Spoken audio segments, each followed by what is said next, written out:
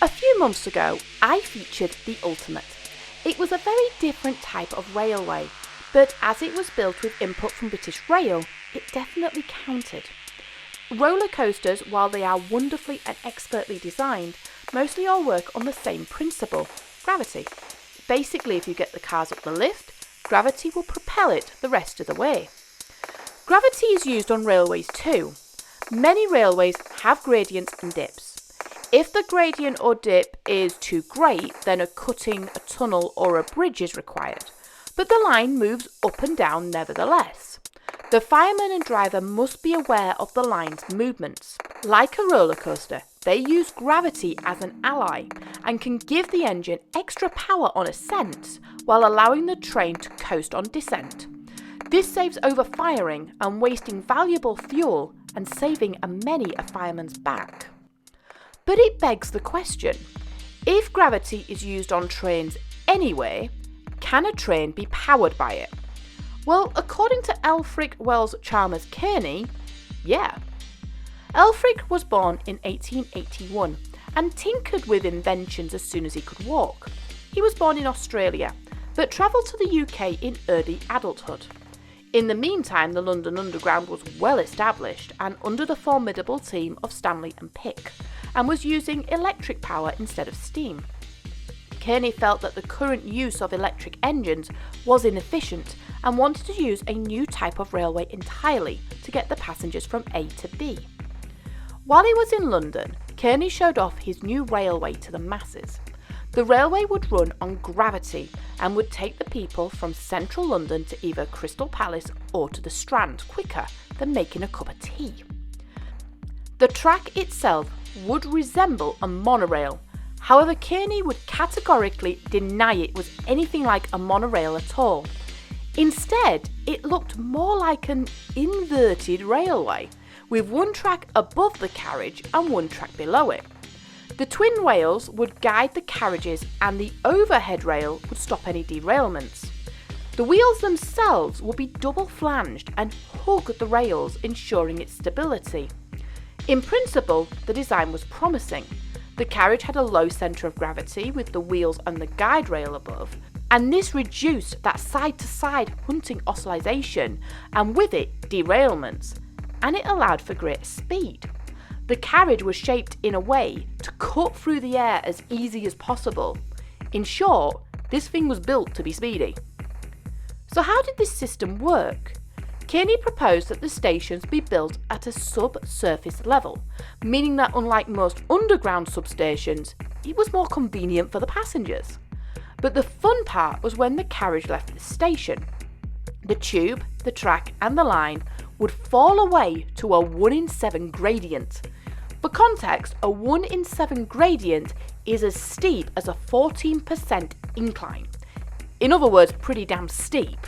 This steep descent, not too dissimilar to a roller coaster, allowed the carriage to reach an impressive 60 miles an hour on average. That's faster than the Ultimate. The track then would level off and the carriage would coast along the line before reaching another incline. As the station approached, the line would ascend and any remaining energy would be used to get the train back up to the surface and back to the station.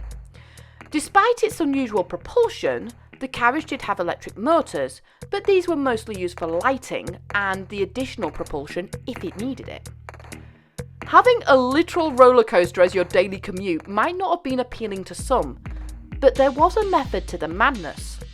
The unusual arrangement meant that construction was fairly inexpensive. As running costs in terms of fuel would be practically nil, the savings could be passed then on to the customer. It was the only service proposed that could pull off a halfpenny fare per 3/4 mile and still make a profit. Both the initial prospect and the reactions were actually really good. People liked the idea and the investors were interested. Kearney built a working model and showcased it at the Crystal Palace, a place known for its greatest invention, and the world lapped it up. This could change the era of subterranean travel. But if everything was going so well, what on earth happened? Well, war happened. Like any other big project, the paperwork and the legal red tape was endless. The project had not had parliamentary assent yet and was failing to get any notoriety from either house of the gentlemen. With the world on the brink of a conflict that no man had ever seen before, they ultimately dismissed Kearney's idea. While the London scheme was dead in its tracks, it didn't stop Kearney promoting it across the world. He took the idea to New York, Toronto, and even Australia, but no one wanted to put their faith in an untested technology.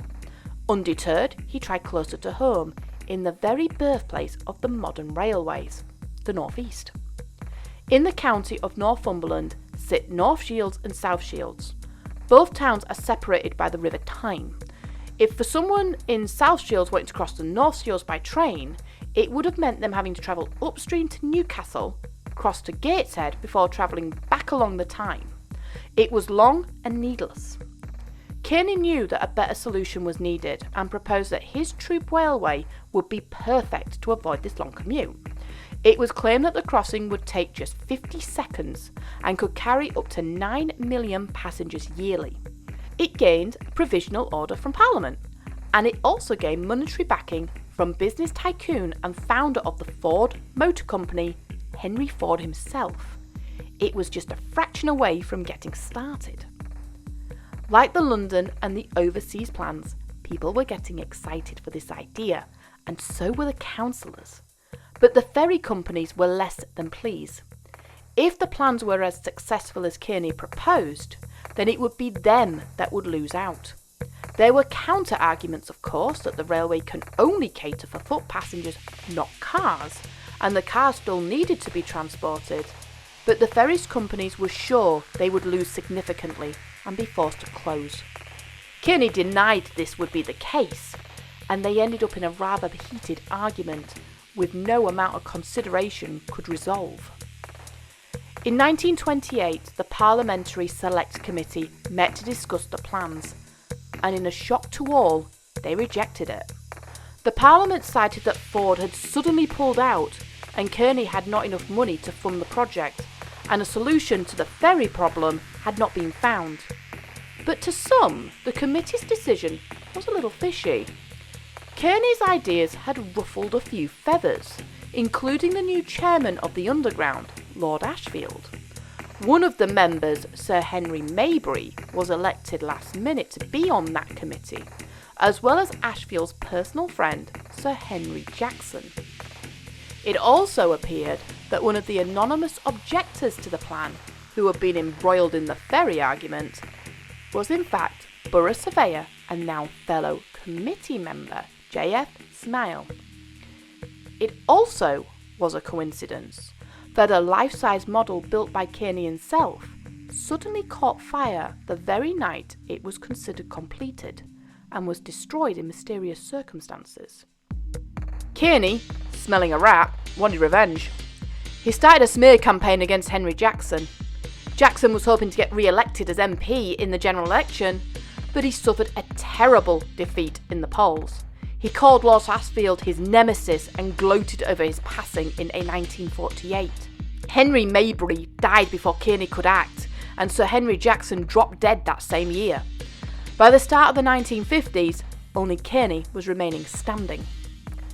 Sadly, this was the last chance for Kearney, and his idea faded into obscurity. He did try again in Portsmouth, but thanks to his defeat from the committee, the idea was a non-starter. Kearney passed in 1966 and never realised his dream. Tyne and Wear Archive Museums are very proud to have acquired a treasure trove of artefacts, including leafless maps and drawings from the proposed railway, from an auction in 2020. Work is going on to preserve the paperwork, with a view to display them in future displays and exhibitions. The National Railway Museum too has a permanent reminder of this railway, one of Kearney's original models, which you can find the model safely stored in the warehouse. It's hard to imagine the world today if Kearney's idea had taken off. And if Kearney was right, it's no wonder Lord Ashfield was scared of it. If it was a choice between an electric railway or a literal roller coaster ride to work for a fraction of the cost, I know which one I would choose.